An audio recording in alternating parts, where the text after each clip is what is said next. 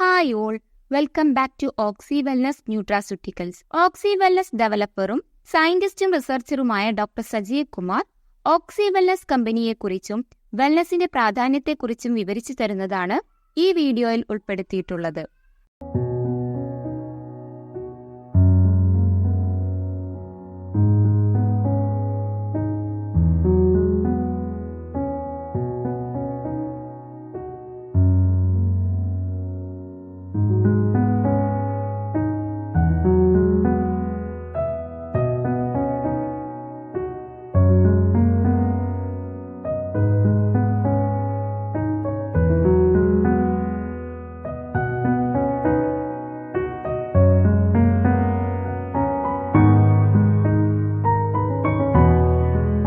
എൻ്റെ പേര് doctor Sajeev Kumar.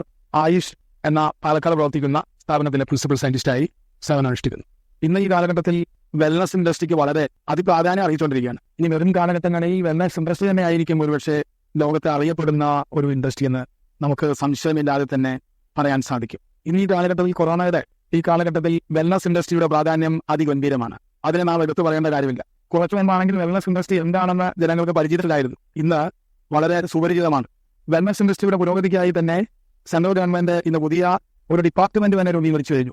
Wellness industry പണ്ട് കാലത്ത് നമുക്ക് ന്യൂട്രാസ്യൂട്ടിക്കൽസ് എന്താണ് ഇതിനായിട്ട് ആളുകൾക്ക് പരിചയപ്പെടുത്തണം. ഇന്ന് അത് പരിചയപ്പെടുത്തേണ്ടതായ ഒരു കാര്യമില്ല.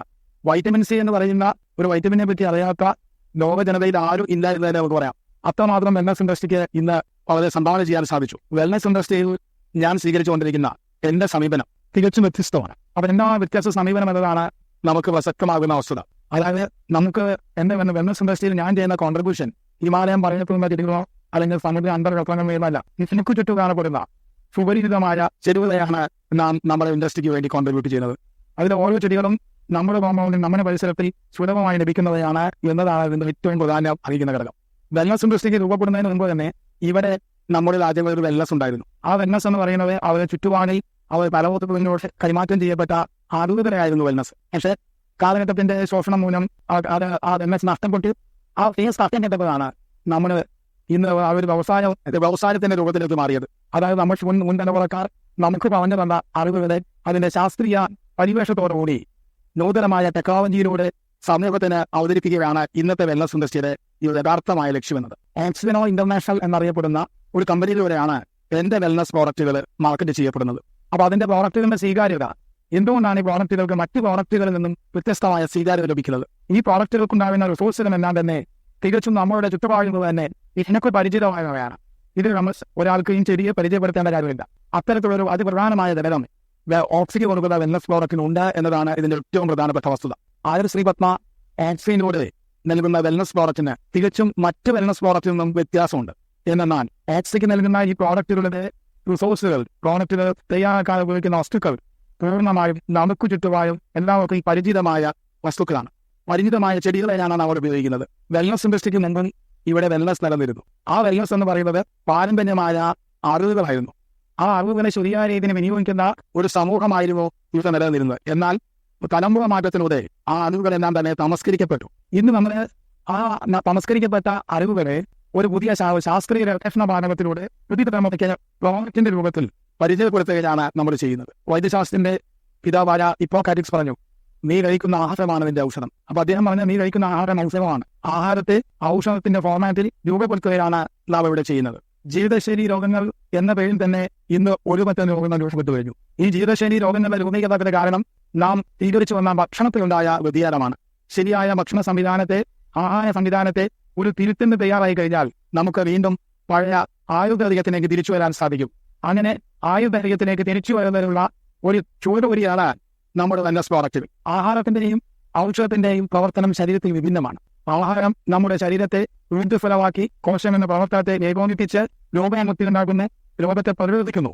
എന്നാൽ ഔഷധം എന്നത് ആ പ്രത്യേക ഫംഗ്ഷൻ മാത്രമാണ്. അത് നിയോഗിക്കപ്പെട്ട ആ ഓരോ ഔഷധത്തിനും നിയോഗിക്കപ്പെട്ട ഫംഗ്ഷൻ എന്താണോ ആ ഫംഗ്ഷൻ മാത്രമാണ് ഔഷധം നൽകുകയുള്ളൂ. ഇതാണ് നമ്മുടെ മുൻപുള്ള ആളുകൾ ആഹാരത്തെ പ്രവർത്തി ചെയ്തിരുന്നത്. ശരിയായ ആഹാര സംവിധാനങ്ങളെ സ്വീകരിച്ചിരുന്നത്.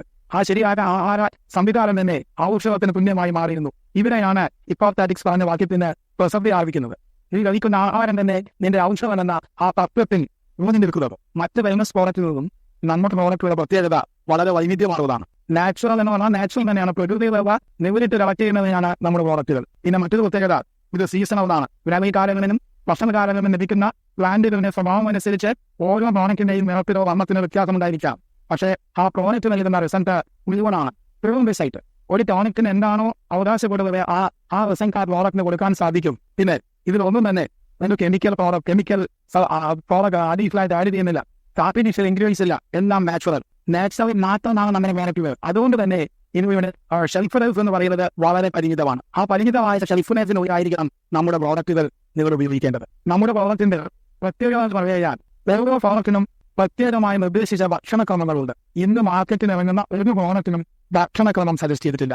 എന്തുകൊണ്ടെന്നാൽ നമ്മുടെ ഈ പ്രോഡക്റ്റുകൾ വെൽനസ് പ്രോഡക്റ്റുകൾ തികച്ചും ഭക്ഷണമാണ്. ഇത് ഔഷധമല്ല.